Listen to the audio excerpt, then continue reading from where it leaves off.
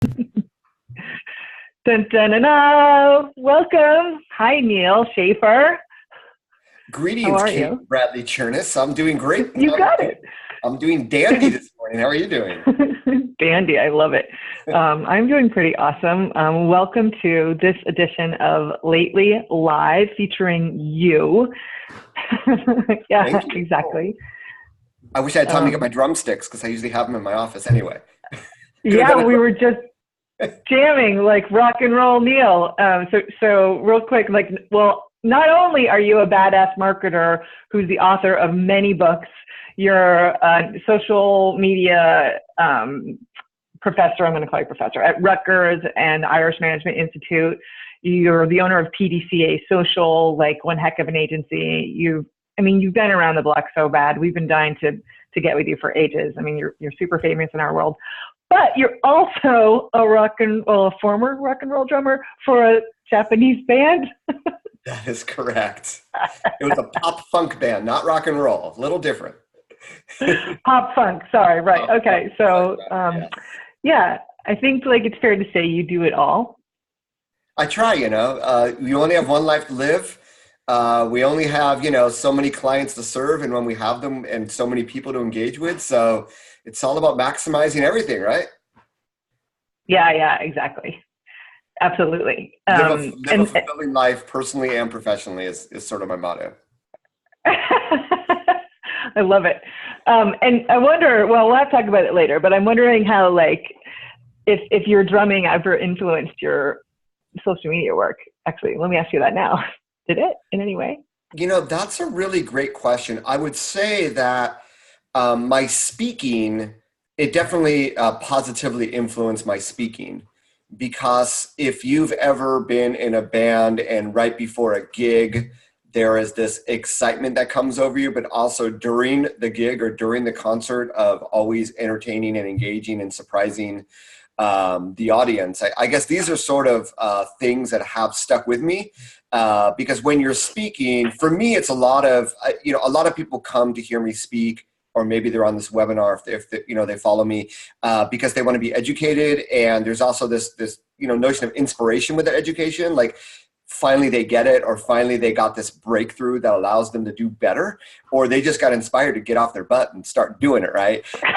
But there's also the entertainment aspect, right? And we can't forget about that because people want to be entertained as well. You have their attention. You're going to be together for an hour or half an hour. So yeah, that's definitely something else that, music, but also, practicing. We would practice. We were all working 9 to 5, and I would sometimes come in a suit, right, after work on my I drums, love that. and we would practice like 2 hours twice a weeknights, and then like Sundays, like 4 hours. So we would practice like 8 hours a week, which probably isn't much for many bands. And we might practice like 64 hours just to do a 30-minute concert 2 months later. So it's the notion that the craft, the art requires a long-term vision. It's a marathon, not a sprint.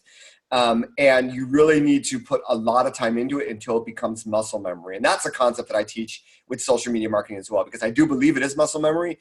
Even, people and businesses that still can't figure out how to create like influencers do on Instagram, it Mm, also requires repetition. Then you have, Seth, you have the outliers, which is like, hey, do anything for 10,000 hours and you'll become a master. So all right, that's right. sense. But yeah, those are sort of the things that have influenced me. I mean, as a DJ, I'm sure, your radio experience has influenced you as well in social, right? Yeah, I mean, we definitely have that in common. So, hey, Lauren. Well, welcome to my Zoom. I love Awesome. guest appearances, right? It's part of the live thing. Um, she was excited about our conversation, I'm sure. So Oh, yeah, I mean, this is one this is oh, one thing we talk about a lot. Sorry, is go for it. about how radio influenced our marketing. And so like I think a lot about, we were not live, right, for XM satellite radio. It was all programmed 24 hours in advance. And so we wanted to make it sound like those. So we would leave mistakes in purposely, for example. And I think about that in our marketing because I'm a big fan of, Brian Kramer and H2H and being human and authentic. And I think a great way to do that is to not be polished 100%, right? Hmm.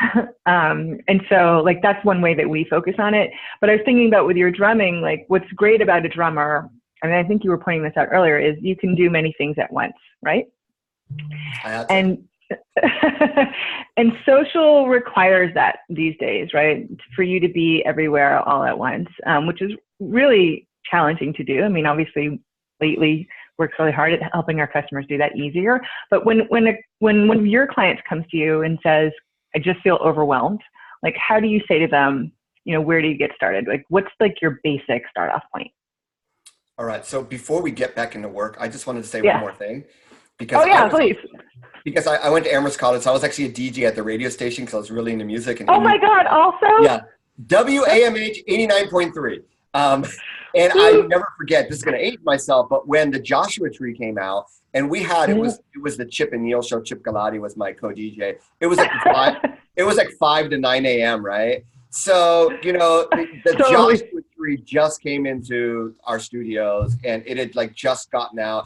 And I remember saying, hey, it's like 5:15 in the morning, and it's like, hey, I'm going to play the first song. If you just want to hear the entire record in its entirety and be able to record it, give us a call here. And we got like 3 calls in the next 5 minutes, and I did it, right? So that's awesome. Yes.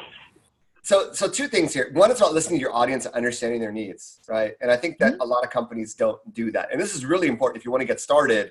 Well, what are the needs, right? What is the relationship that social media users want with you? And I think when we get into the age of CX and customer experience, and also when we look at declining reach for our content organically, this is something that companies really, really need to think a lot about or need to do a reset. Yep. But the other one, just FYI, I coined the term because I do a lot on Twitter. I actually wrote a book on Twitter, which I never published, but I have a concept called tweet like a DJ, right? And the notion is yes. This is amazing. And this is for lately, this is very relevant for lately customers, because you want people to tune into you, right? You want to be tuned into as a station for whatever niche it is that your business does. And because you're a DJ, it's a radio station, you can't go off the air, right? But you also have heavy rotation hits, and it's okay to repeat the same thing if it's heavy rotation and people can't get enough of it.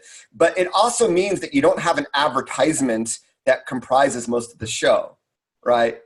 You play a lot of music, then you have an advertisement here and there, which people get, and they're going to listen to get back to the music, but you have to have that mix. Most companies take the approach to social media. It's just broadcasting, it's advertising. We're just going to throw all of our own content, all of our own advertising, and they miss the point, and they can't tweet like a DJ, and they never get to that next level. So, and that concept can be applied to network, but you got to love it, right? Wait, I have marketing envy right now because like I came up with that. That is so, of course it's just silly that I didn't come up with that. It's so great. And you're so absolutely right. Like, I think that, we talk a lot about repetition, and I'm always saying, like, in radio, right, you'd hear the same song like 300 times in 1 week, like a long time.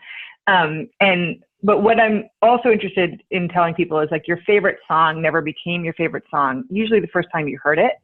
And in fact, your most favorite songs, you probably didn't really like it at first. You just were like, so much. And then something happens, it grows on you, right?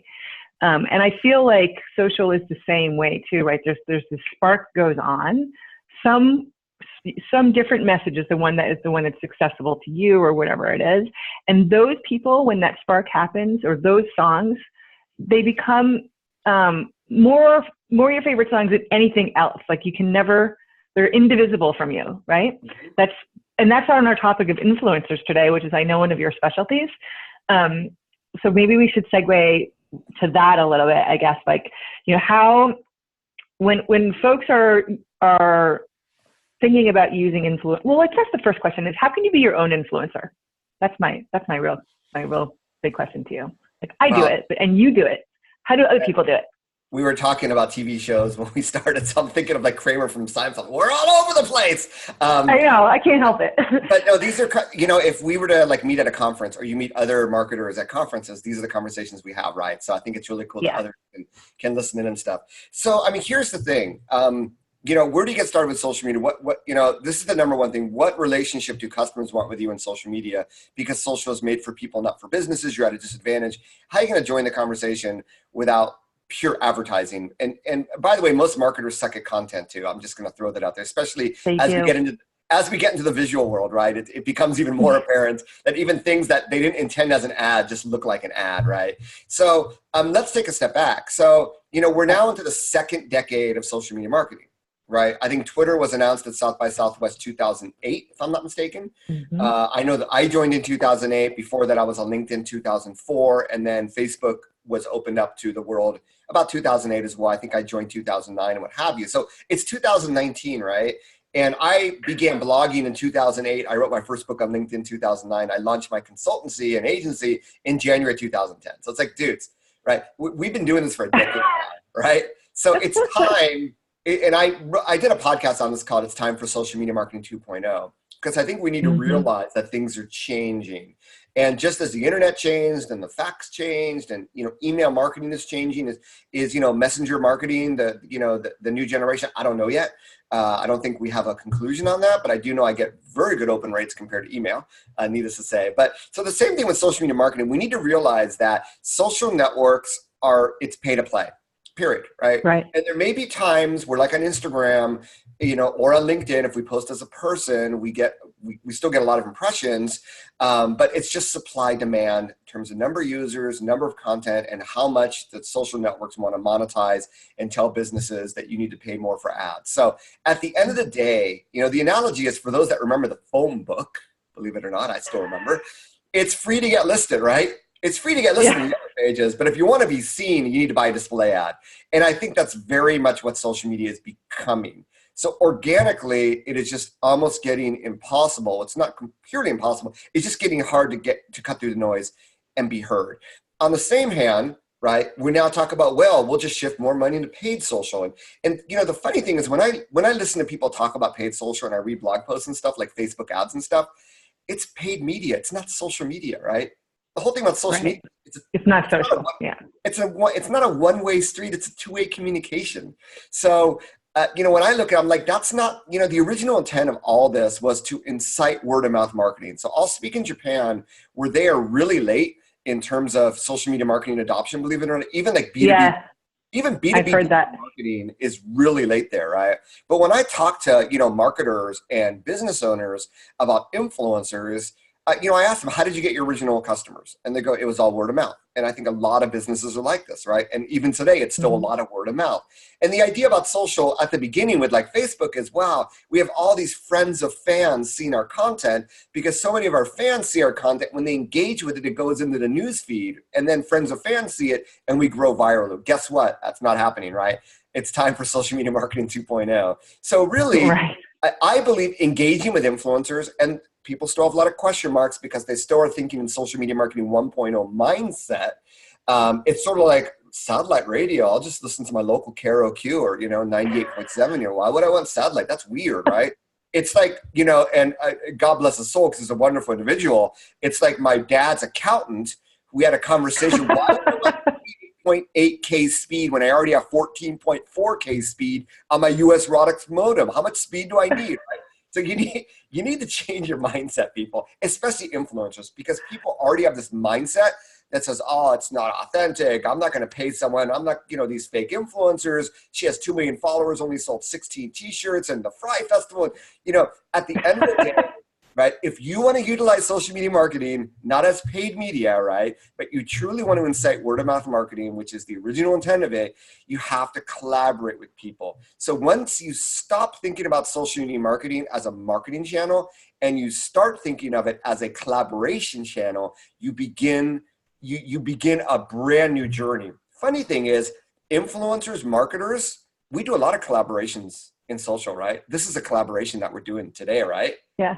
Why don't brands do more of this, right? Instead of treating people as, programmable ad units, which many brands still do on Instagrams, what have you. I mean, I get these like, hey, we want to promote, and I'm just going to make these up, but pretend we want to promote Clorox bleach at Target. So go there, make sure you take photos holding Clorox bleach. I hate that. We want to get 2 15-second Instagram stories, 3 photos. They all need to be placed within this week, and make sure you use these 5 different hashtags. That, my friends, is artificial, right? That is not the right way to do influencer marketing. It's about collaboration. Exactly. And just like social media marketing or influencer marketing is about community and not campaign, I think we can say the same thing about social media marketing. It's an awesome area for collaboration, and the brands that miss out on that are going to get even more hidden in the news feeds in the future. So, so who are the influencers? Or, you ask, well, how do I become an influencer? And it's funny because I'm writing, in fact, the content freeze for my new book, The Age of Influence, is actually happening this week. So after we're done, I'm going to be busy on the book. So that's not coming out till March 2020. I'm working with HarperCollins. They do Gary Vaynerchuk's books and stuff. So. I told you, drummer, do everything at once.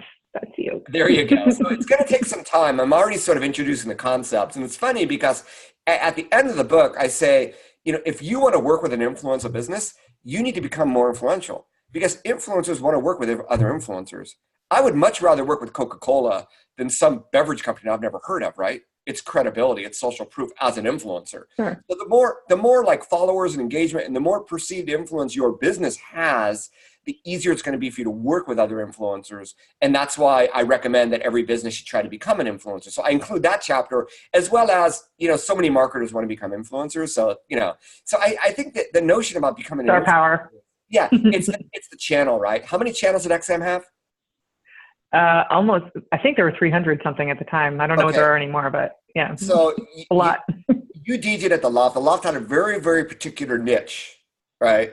So, Instagram has millions of stations, millions of niches.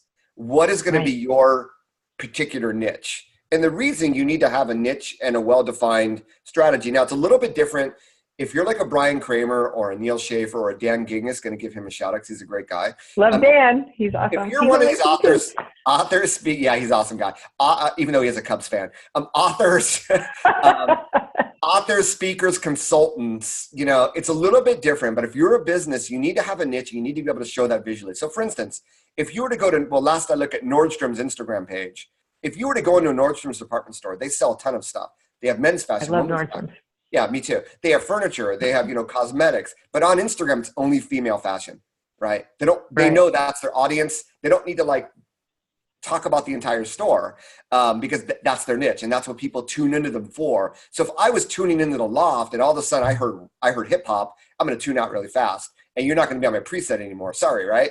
That's why it's a brand promise, and in social, it's a promise that you're going to be delivering content around that subject matter and really sticking to it. And for a lot of people, it's a challenge, but for businesses as well and influencers, I have, businesses left and right. We want to work together with you, Neal. Hey, here's a blog post we'd like to feature. And it's about security hacks and how to prevent them when developing software. I'm like, dude, that's not my community. They don't really care about this. If I publish this content, right? It's completely irrelevant. You're going to perform bad. It's going to make both of us look bad. Why would you even consider that? It's because people are downloading lists of bloggers. They're looking for Instagrammers that use hashtags that have a certain number of followers, and they're sending out these cut and paste communications. They're not doing a one-by-one, really looking at, is that a content fit? Is that a cultural fit? So anyway, the net is, if you want to become more influential, what is your niche? Start talking about it more and really try to stick to it. So even myself, on Instagram, I did a poll the other day on a story. Hey, I have really not, I don't think, posting quote images on Instagram day in, day out, I don't think that's a big brand differentiator, needless to say.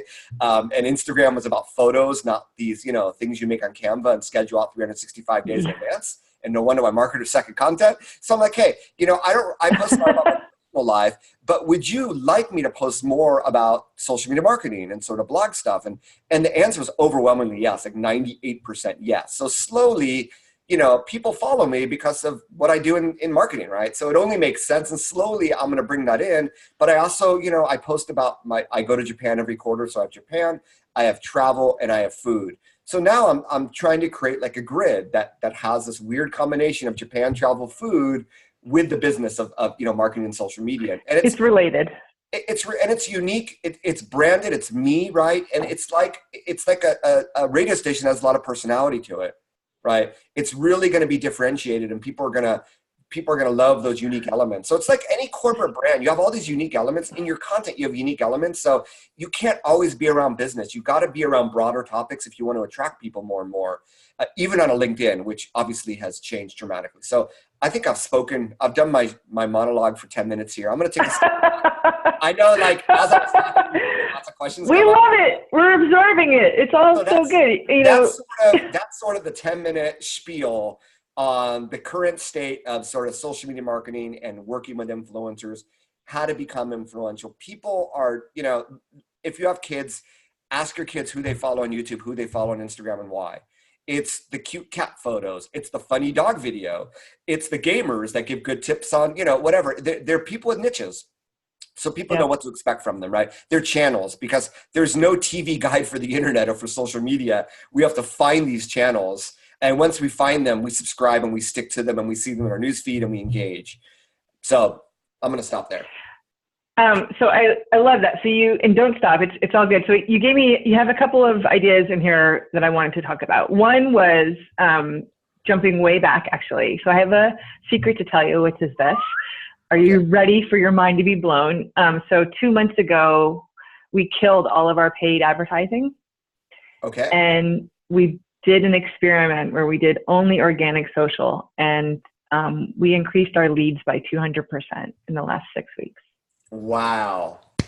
That is awesome. So there's a lot of other things happening also, but like, this is what we chose to do as a company. And it was hard to do. There was manual work involved, of course. We also auto-generated content, but like, we also had to go out and create these conversations. And Katie Jordan works for me, so she's my social guru there. But we're sticking to it. We feel that the power of the conversations we got, and the quality of the customers that are coming in are better than ever before, because we got to know them.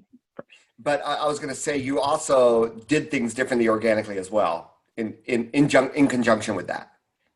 Yeah, the big change was me. So I decided to actually oversee all of our marketing, which I don't normally do because, I'm busy doing this other thing called CEOing. I like that. But part of that. Yeah, I hear you. But it was really just to get the brand voice, right? So that was a big part of it. The brand voice had gotten out of control, and it was nobody's fault. It's all my fault, because I'm the person that just said, hey, I don't have time to deal with this. So we worked as a team together to have that consistent message, like you're saying, and to really hone that in, and to just remember what it is. Like, what are not only the voice, but what's the point of each thing we're doing. So I find that even when I owned an agency too, like, it's really easy to get off track, to forget not only what your theme is or whatever, but what's your goal. Like, every single piece of content you put out there, it's not just like, woo, just publish something for the sake of publishing it. Like, you want them to click or retweet or kind of sometimes that kind of thing. And so like, getting people to remember that goal, it's hard, right? Because of course we're all just thinking, just write this and get it out there. It's not social for the sake of social, is it? It's having that goal at the end, and everything has to feed into that, however indirectly, but there has to be a relationship. Absolutely. Yeah, exactly. And to your point, it's because we wanted to, I believe in the power of social, organic especially, and the power of conversations and connection.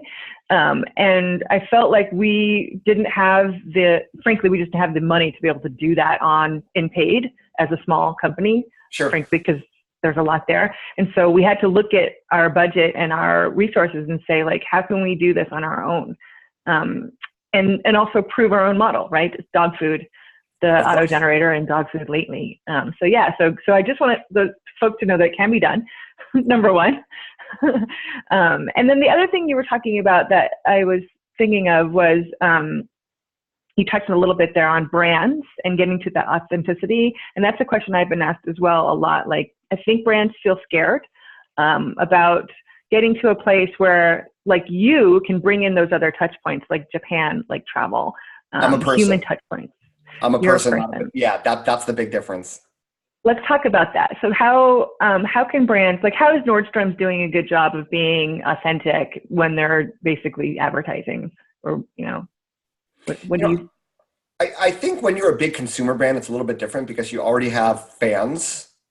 So It's almost like no matter what you do, unless you do something really radical, you're going to get people to engage with you. So it's sort of unfair to compare that. But I mean, Okay. look at like startups, like startup consumer brands.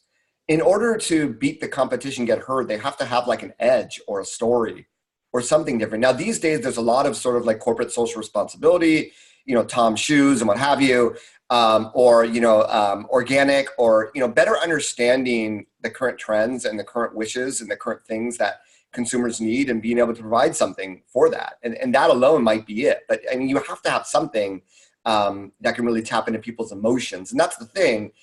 People engage with people because it's easiest to. We see a face. We don't really engage with logos in the same way, right? And it's really a foreign, aspect. It's a foreign thought process if you think about it. When you see like a logo in social media instead of a person, so it's always a challenge. But I think that brands still have a story. We're seeing more about brand storytelling as sort of a keyword. I know I was interviewed for a book that's going to be coming out on that subject, that brand journalism and all this stuff. So there is a way to tell the story, but does anyone who want to listen? And that's the thing, right? Right. It's about creating content, if you want to share it in social media, that's really audience centric, not company centric. And most companies still see social, the copy, as an extension of their web copy, instead of thinking about copy in terms of what people want. And, I've been spending a lot of time recently on Pinterest, and, I'll let it be known that Twitter, I use a lot of the tactics that you would use if you're using lately. And that still drives, and this is all organic, right? 100%. It still drives the most traffic for me. Second behind that is Pinterest. And a lot of the traffic from Pinterest, from pins. Because people thought Pinterest was dead. It's not dead.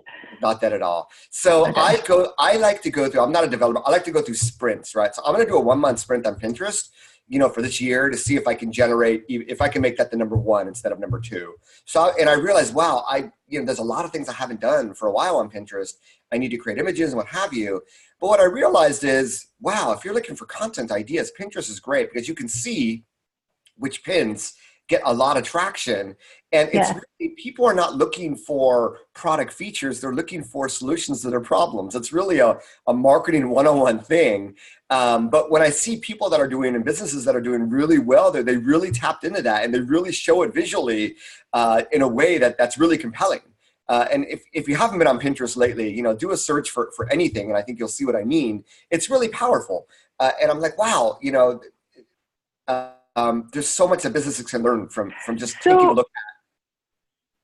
Yeah. So on that note, and we only have 3 minutes left here, but we're sort of circling this conversation, which is business influencers and employees and employee advocacy, which I believe is the way for businesses to have that entry point into the arena of authenticity without compromising their brand. And I bet you do too.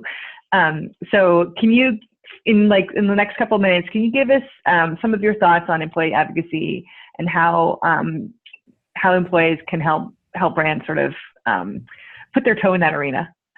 So I decided, I spoke at an event a few months ago, and I showed a picture with this big fire, like a house was on fire. And in the middle was the word employee advocacy. I think we need to completely get rid of that word. It's been a little tainted, right? Because early on, I agree.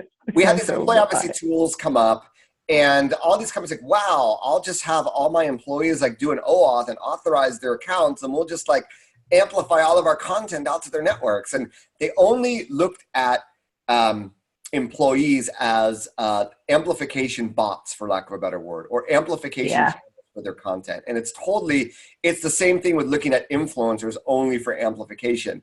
The brands that do really well with influencer marketing collaborate with influencers, especially on the content creation piece, right? So when you look at it that way, if you begin, this is another sort of mindset shift. Treat employees as influencers. I consider employee advocacy influencer marketing. I consider brand advocacy influencer marketing. If you want to incite word of mouth marketing, where does word of mouth come from? It comes from your customers. Why don't you treat your customers like influencers and find ways of encouraging them to help spread that word of mouth, which very few companies do. And I know there's referral marketing, what have you, but they don't truly treat influencers, So it's the same thing with employees. If I was going to ask you out, on a date, I would want to get to know you better to try to figure out where I should ask you to go. You know what I mean, right? So it's a relationship. It's not a one-night stand. It's a marriage, and you're marrying your employees vis-a-vis social media, right? We're totally getting back to rock and roll here, which I love. And it's like, hey, we have a social account. We know a lot of you are active in social media. You may think our content sucks. We'd love your feedback. We also know a lot of you really care about your personal branding. We're going to start a program where we're going to take your feedback. And if you're a content creator, because we know a lot of employees are, we want to include your content in our social channels. We're going to make you influencers. We're going to build you up. Two-way. We're going to teach you the best influencer marketing programs for employees, or employee as influencer programs, train employees, actually invest money and education into showing employees how to build a personal brand, how to utilize these networks professionally. And once they realize that, the content that you create or co-create with them it's natural that they would want to actually share that. And when they share it, it's not going to be automated, although there are smart ways and authentic ways of doing automation, like with Lately, obviously. So don't get me wrong there, but it's going to become more authentic to their voice, because a brand is not one singular presence. It's a collection of what we perceive that brand entity to be. So when employees represent you, it's the long tail of brand identity, because if you have 10,000 employees, there's 10,000 different perspectives. And whenever we talk to someone and we know that they work at a company, because it says though on their LinkedIn profile, or they're talking about the company they work at, that is indirectly, right, representing how we perceive that company. Employees are brand ambassadors for their company, whether they like it or not. So let's take advantage of that and try to use it positively. Like we want to try to use influencers positively to augment our organic social as well. So take a brand new approach, right? Ask, hey, we're going to start a brand new committee to look at sort of, how our employees use social, how our company use social. We want you to be part of it. We're going to have an open meeting, open call. If you want to join. We're going to have, free training. I talk to brands that want to work with micro influencers and nano influencers. They just want them to create better content. These are people that have really great niche communities, but maybe their photo skills are not as good as like some of the celebrities, or, the videos are a little bit like shaky and stuff. They're actually investing in teaching influencers how to create better content, which is going to help, right? It's going to help promote them. So, and that's why I consider myself an educator, whether it's, consulting or speaking or a book. It's all about educating, right? I called you a professor. Well, I don't, I'm like the most laid back professor you ever meet, but it's all about the education. In fact, anything in civilization and history, it's all about education if we want to progress, right? So that's what it comes down to. That's amazing. And on that note, we have to wrap up, but I mean, clearly we can learn. I know it's a shame, because I feel like we should have our own podcast, Neal. I'm sure you do already. But wait, what are you doing? Are you getting your book? Are you getting your drumsticks? Yes. All right. Oh, yeah, She's gonna drum us. Neal's gonna drum us out. No, they're two different brands. It's when you have all these drumsticks later around your office, and I don't want to. Yeah, not a good idea. There we go. You got the idea. Give us a dun. Where can everybody find you online? NealSchaffer.com or Neal Schaffer everywhere. That's the coolest. Schaffer. Neal, not like those Starbucks baristas that spell it Niel. It's Neal. In fact, you should see right below my name here. SCHAFFER.com. Neal Schaffer on Pinterest, on Twitter, on LinkedIn, on Snapchat even. Don't expect replies. He's everywhere. I try to be. Hey, we're so grateful for this conversation today. You are cool as hell. And this has been Lately Live, www.trylately.com to find out more about us. Thanks, Neal. Love you. Thank you. Love you guys. Okay. Rock on. Bye. Bye. Rock on.